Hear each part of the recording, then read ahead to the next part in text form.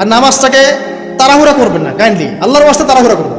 রিল্যাক্সে কেরাত করেন, রুকুতে সময় দেন, সেজদায় সময় দেন, দুই সেজদার মাঝখানে সময় দেন, শেষ বৈঠকে দোয়াগুলো করেন, তারপর ধীর স্থিরভাবে সালাম ফিরান, হাত তুলে দোয়া করেন, সময় দেন। কারণ আমি কি বলছি, সূরা জারিয়াতের 56 নম্বর আয়াতে আল্লাহ পাক বলেছেন, দুনিয়াতে পাঠিয়েছি শুধু আল্লাহর ইবাদত করার জন্য। তো যে কারণে এসেছি, এটাতে এত তাড়া কিসের? অনেক মসজিদে নামাজ পড়লে মনে হয়, ইমাম সাহেবকে বলি যে আপনার কি পেশাব পায়খানার চাপ নিয়ে নামাজ পড়ান? এমন অনেক মসজিদে নামাজ পড়েছি, মনে হয় ইমাম সাহেবকে ডেকে একটু কানে কানে বলি যে ভাই আপনার কি পেশাব পায়খানার চাপ আছে?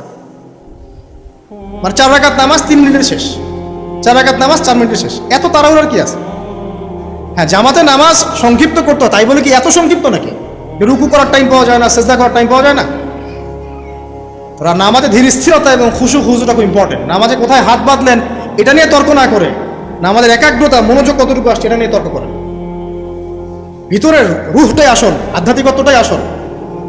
হ্যাঁ, একজন ভাই হাত বেঁধেছে মনে করেন এখানে, কেউ বেঁধেছে এখানে, এটা নিয়ে ঝগড়া করেন। দেখেন নামাজে কতটুকু ফোকাস, মনোযোগ কতটুকু থাকছে, কতটুকু নামাজে আপনি দোয়া করতে শিখছেন, সেজদায় আল্লাহকে পাইতে শিখছেন। নামাজ পড়ে কি ফিল হচ্ছে যে আমি আল্লাহর সাথে কথা বলছি, আল্লাহ আমার কথা শুনছেন?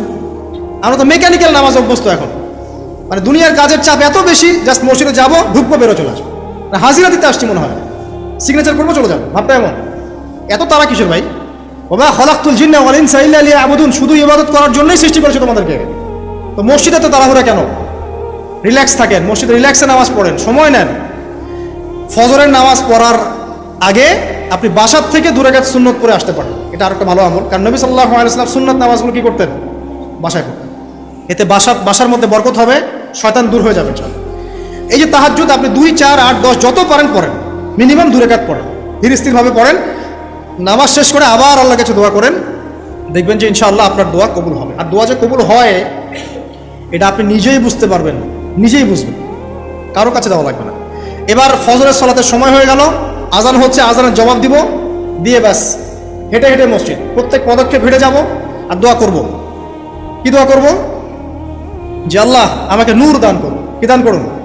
আল্লাহুম্মা ইজআল ফি কলবি নূরা ওয়া ফি লিসানি নূরা ওয়া ফি সামঈ নূরা ওয়া ফি বাসরি নূরা ওয়া আন ইয়ামিনি নূরান ওয়া আন শিমালি নূরান ওয়া মিন ফাওকি নূরা ওয়া মিন তাহতি নূরা আল্লাহুম্মা ইজআল ফি নাফসি নূরা। মানে এর অর্থ হচ্ছে আল্লাহ আপনি আমার ডানে বামে সামনে পিছনে শরীরে আত্মায় দেহে সবখানে আল্লাহ আপনার নূর দান করুন। নূর কেন? কারণ দুনিয়ার মধ্যে অনেক অন্ধকার, অন্ধকার না, সব জাহিলিয়াতের অন্ধকার। এখানে পথ চলতে হলে নূর লাগবে, আলো লাগবে।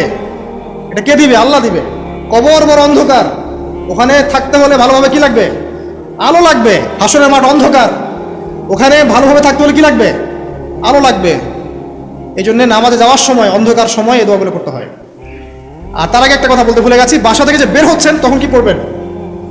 কি পড়বেন? বিসমিল্লাহি তাওয়াক্কালতু আলাল্লাহ ওয়ালা হাওলা ওয়ালা কুওয়াতা ইল্লা বিল্লাহ। এটা পড়ে বের হলে শয়তান দূরে চলে যাবে, ফেরেশতা আপনার কাছে চলে আসবে। এবার নামাজে আসলাম, জামাতের সাথে নামাজ পড়বেন, ফজরের নামাজ, এবং ফজরের সালাতের কেরাতটা লম্বা করার চেষ্টা করবেন। এটা সুন্নাত, ফজরের সালাতের কেরাত লম্বা করা সুন্নাত। এবং নামাজ শেষ হওয়ার সাথে সাথেই উঠে চলে যাবেন না। নামাজ শেষ, এবার আপনি ওখানে বসে থাকবেন, বসে বসে জিকির আজগারগুলো করবেন। কি কি জিকির করবেন আমি কয়েকটা আপনাদেরকে শিখিয়ে দিয়েছি, বাকিগুলো আপনারা কিতাব থেকে শিখে নেবেন। সালাম ফিরানো শেষ, প্রথমে একবার আল্লাহু আকবার, তারপর 3 বার আস্তাগফিরুল্লাহ আস্তাগফিরুল্লাহ আস্তাগফিরুল্লাহ। এরপরে পড়বেন আল্লাহুম্মা আনতাস সালাম ওয়া মিনকাস সালাম তাবারাকতা ইয়া যাল জালালি ওয়াল ইকরাম পড়বেন। তারপর আল্লাহুম্মা আইনি আলা যিকরিক ওয়া শুকরিকা ওয়া হুসনি ইবাদাতিক। এরপরে পড়তে পারেন আয়াতুল কুরসি, যেটা একটু আগে বলেছি, তাসবিহাত সুবহানাল্লাহ আলহামদুলিল্লাহ আল্লাহু আকবার 33 33 33, পরে কালিমা শাহাদা, অথবা 10 10 10ও পড়ার দলিল আছে।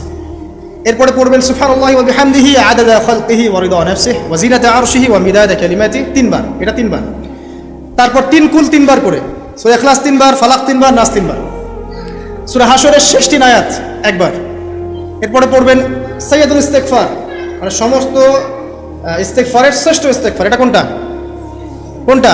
আল্লাহুম্মা আনতা রাব্বি লা ইলাহা ইল্লা আনতা খালাকতানি আনা আবদুক ওয়া আনা আলা আহদিক ওয়া ওয়া'দিক মাসতাতা'তু আউযু বিকা মিন শাররি মা সানা'তু আবুউ লাকা বিনি'মাতিকা আলাইহি ওয়া আবুউ বিযামবি ফাগফিরলি ফাইন্নাহু লা ইয়াগফিরু যুনুবা ইল্লা আনতা। এটা যে পড়বে, সকালে পড়ে যদি রাতের মধ্যে মারা যায় জান্নাত ইনশাআল্লাহ, আবার সন্ধ্যায় পড়ে যদি সকালের আগে মারা যায় জান্নাত ইনশাআল্লাহ। এত বড় অস্ত্র, এত বড় একটা সুযোগ।